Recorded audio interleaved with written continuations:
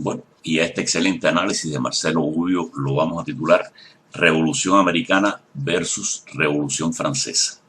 Y es que tiene tanto que enseñarse alrededor de esto que no he encontrado desde hace rato algo tan sucinto y tan directo como estos comentarios de Marcelo Gubbio.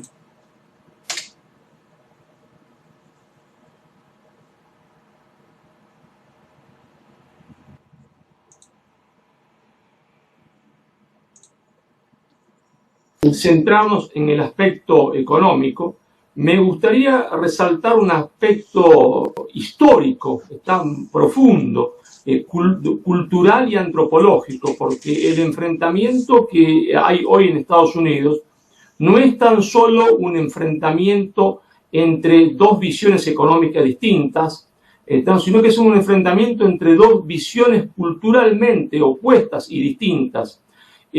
Estamos en presencia de un enfrentamiento entre dos formas distintas, ¿no es cierto?, de entender la República. Dos formas distintas de entender la República. Es el enfrentamiento entre tradicionalismo, podemos decir, tradicionalismo contra modernismo, el enfrentamiento entre historicismo e iluminismo. Es decir, en el fondo hay algo que nosotros, los argentinos, en general los iberoamericanos, no conocemos bien, que es el origen de la República Norteamericana. Porque lo que estamos viendo en el fondo de la historia, en este enfrentamiento cultural, es un enfrentamiento entre dos formas distintas de concebir la República, que podemos decir es un enfrentamiento entre la República Norteamericana, digamos, como modelo, y la República Francesa. Entre la República Norteamericana, que es una república que nosotros los argentinos desconocemos esto de forma absoluta, nace con una presencia muy importante de la religión, es decir, es una república con Dios versus una república, que es la República Francesa, que es una república sin Dios, que excluye a Dios de la vida política, mientras que la República Norteamericana, la república original de los Estados Unidos, la que funda los Estados Unidos, es una república con Dios. Dios está permanentemente presente. Son dos formas culturales distintas. Mientras que uno es una cosmovisión, es una visión del mundo que incluye la idea de Dios, la otra es una visión del mundo que niega la idea de Dios y excluye a Dios. Me voy a explicar en esto porque me parece fundamental por el desconocimiento que tenemos nosotros de esto. Nosotros desconocemos que una de las primeras medidas tomadas por el Congreso de Filadelfia fue la importación de más de 4.000 Biblias y que a partir del Congreso de Filadelfia, pero sobre todo a partir de la primera presidencia de George Washington, ¿no es cierto?, el primer presidente de los Estados Unidos, en los Estados Unidos, en las escuelas públicas de la Unión, como ellos se llamaban a sí mismos, se comenzaba, ¿no es cierto?, todas las mañanas con el rezo del Padre Nuestro, por supuesto se izaba la bandera, el rezo del Padre Nuestro y la lectura de la Biblia. Y esta situación, esta forma de entender la República, es decir, una república con Dios, donde no había una religión oficial, por supuesto, porque incluso cada ex colonia inglesa, cada una de las 13 colonias tenía una especie de cristianismo distinto, pero ninguna negaba a Dios, sino que afirmaban a Dios. Por eso en su testamento político Washington dice: no hay moral sin religión, y no hay moral, se entiende, sin religión, y sin religión y moral no hay política, no hay sistema político. En esa república se empezaba las mañanas con el izamiento de la bandera, con el rezo del Padre Nuestro, la lectura de la Biblia, y fue así la lectura de la Biblia hasta el año 1946 en la mayoría de los estados de la Unión. Y se rezó el Padre Nuestro en las escuelas públicas, no privadas, católicas o protestantes, no públicas, hasta el año 1963. Totalmente distinto de la Revolución Francesa. Una cosa fue la Revolución Norteamericana, que crea una república donde Dios está presente, aunque cada uno elige qué Dios quiere, qué forma de religión quiere, y la República Francesa, que fue una república contra Dios. Basta recordar, se entiende, la República Francesa, su saqueo de Notre Dame, su poner en lugar de la imagen de la Virgen, la imagen de la diosa Razón en la Catedral de Notre Dame, y todas las violaciones con respecto a la religión que implicó la Revolución Francesa. Entonces, estas dos tradiciones se enfrentan se enfrentan hoy. En los Estados Unidos es cierto que también había un sector iluminista desde sus orígenes, pero ese sector iluminista dentro de los Estados Unidos, que era más proclive a una revolución tipo francesa, nada pudo contra el firme sentimiento religioso del pueblo norteamericano. ¿Qué pasó? Pasó que en realidad, ¿no es cierto?, esa forma original de entender la República, que representaba el pueblo profundo de los Estados Unidos, fue perdiendo políticamente.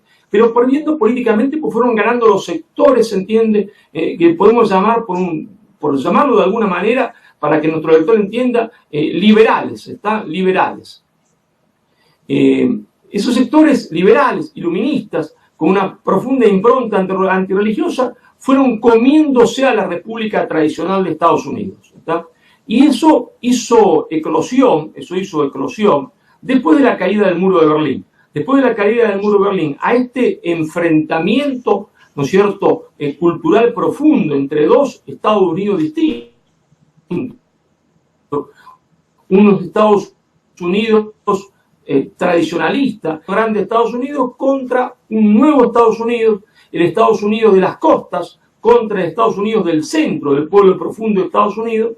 Y después de la caída del muro de Berlín, ¿no es cierto?, hay una especie de compromiso de ambos partidos, del Partido Republicano y del Partido Demócrata, de ambas élites, con el proyecto globalista de la oligarquía financiera internacional. Y ese proyecto globalista de la oligarquía financiera internacional, por supuesto, va a acentuar ¿qué cosa?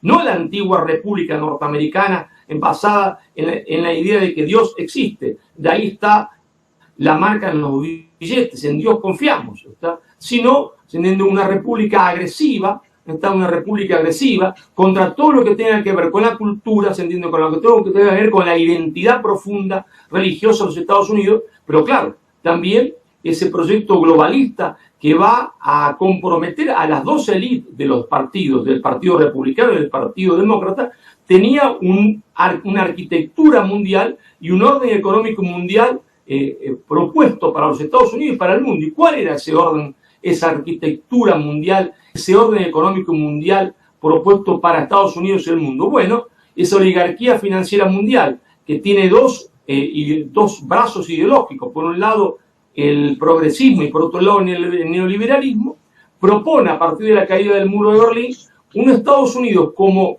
digamos, gendarme del proceso de globalización, conducido por la oligarquía financiera mundial, supuestamente para construir un mundo sin fronteras, un mundo cosmopolita, un mundo sin nacionalidades que en realidad oculta el dominio del capital financiero internacional sobre el mundo. Y entonces un Estados Unidos gendarme de esa globalización, es decir, siendo el garrote contra los estados que se resistan, pero a su vez un Estados Unidos desde el punto de vista económico que renunciaba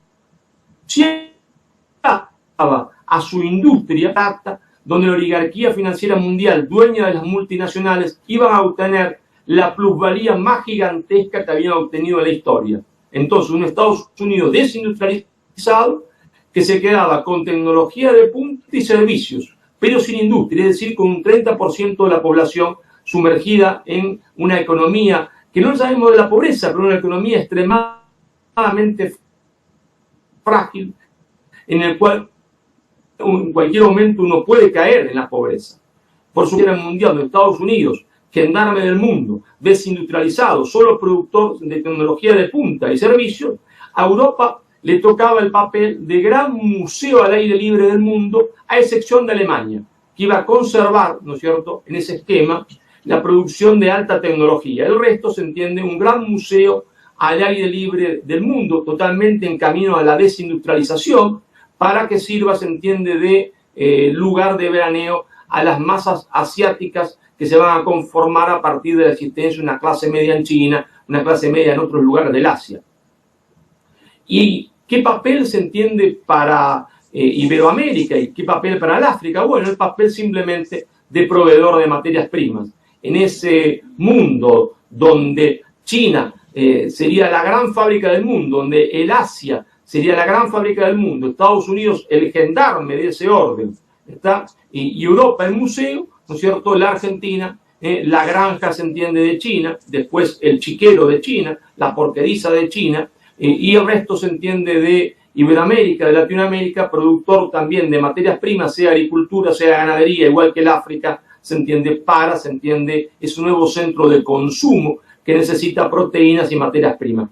Ese es el esquema armado, se entiende, después de la caída del muro de Berlín, y ese es el esquema, se entiende, que va a romper Donald Trump. Este es el esquema que va a romper Donald Trump.